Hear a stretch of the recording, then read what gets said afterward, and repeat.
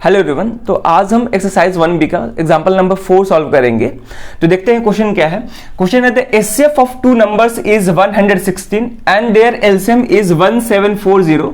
If one number is 580 find the other number. ठीक है, अब ये क्वेश्चन सीबीएसई बोर्ड 2019 में भी पूछ चुका है। ये एक इंपॉर्टेंट क्वेश्चन है, ध्यान से समझेंगे। ठीक है, तो इस तरह के क्वेश्चंस को सॉल्व करने के लिए हम डायरेक्ट फॉर्मूला का यूज करते हैं, और वो फॉर्मूला क्या है वो ध्यान से देखेंगे। तो वो फॉर्मूला है कि अगर मेरे पास दो इंटीजर है, दो पॉजिटिव इंटीजर है ए एंड बी।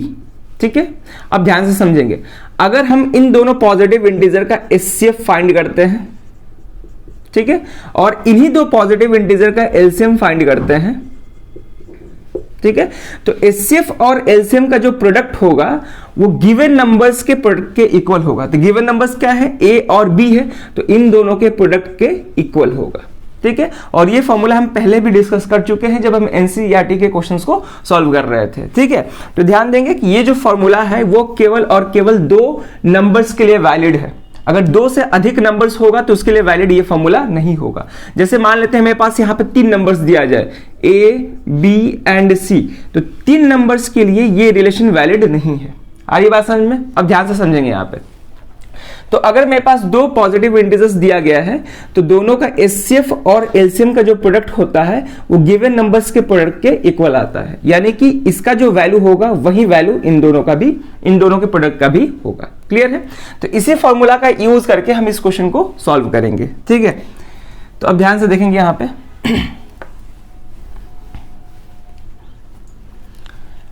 अब ध्यान से देखेंगे, इस क्वेश्चन में दो ही नंबर्स का जिक्र किया गया है। क्वेश्चन में दिया गया है the HCF of two numbers is 116 and their LCM is 1740। If one number is 580 find the other. यानी कि इस क्वेश्चन में दो नंबर्स का जिक्र किया गया है और दोनों का एचसीएफ दिया है 116 और उन्हीं दो नंबर का एलसीएम भी दिया है 1740, और उन दो नंबर में से एक नंबर दिया है जो कि 580 है। तो हमको दूसरा नंबर फाइंड करना है कि दूसरा नंबर क्या होगा। ठीक है, तो यहां पे ध्यान से देखेंगे कैसे सॉल्यूशन सॉल्व करेंगे इसको। तो लिखेंगे let the two numbers be A and small B. ठीक है, हम दोनों नंबर को ए और बी मान लिए। देन क्वेश्चन में क्या दिया है, एचसीएफ ऑफ, इन दोनों नंबर का एचसीएफ कितना दिया है 116, और इन्हीं दो नंबर का एलसीएम कितना है, एलसीएम है 1740। हमको क्या फाइंड करना है, मतलब एक नंबर और दिया है, दो नंबर में से एक नंबर का वैल्यू दिया है। तो यहां पे लिखेंगे let a is equal to 580। ठीक है, हम दो नंबर्स क्या माने थे, स्मॉल a और स्मॉल b, उसमें से एक नंबर मालूम है जो 580 है, तो स्मॉल a को हम 580 मान लिए। अब हमको क्या फाइंड करना होगा, स्मॉल b फाइंड करना होगा। ठीक है, यानी कि हमको b का वैल्यू फाइंड करना है कितना होगा। ठीक है, आप चाहो तो b को भी 580 की इक्वल मतलब दिखा सकते थे और a फाइंड करना होता। ठीक है, वो भी कर सकते।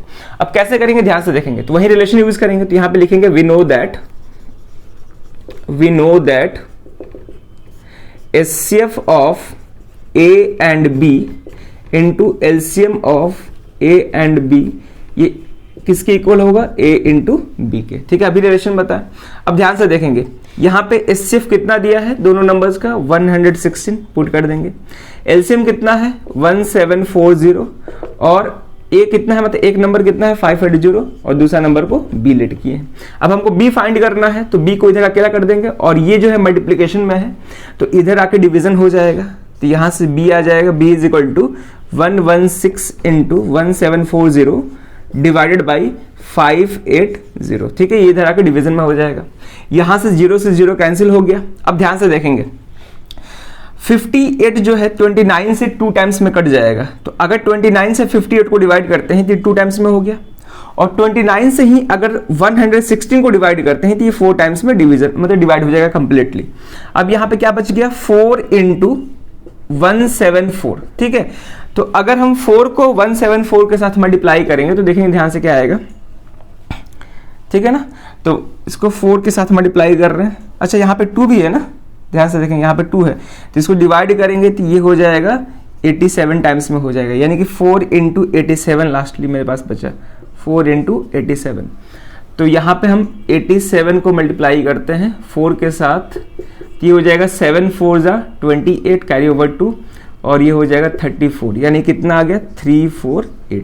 तो हमको मतलब जो दूसरा नंबर है वो कितना है 348 है। तो यहाँ पे लिखेंगे hence the other number is 348।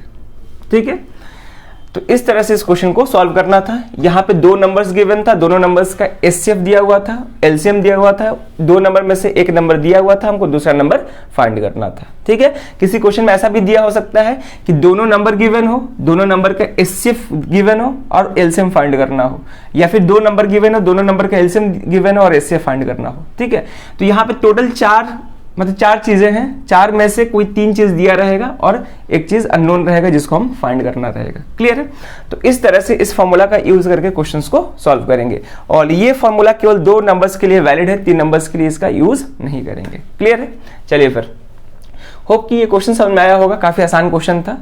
तो इस वीडियो में ये क्वेश्चन रखते हैं, अब मिलते हैं नेक्स्ट वीडियो में नए क्वेश्चन के साथ। Thank you.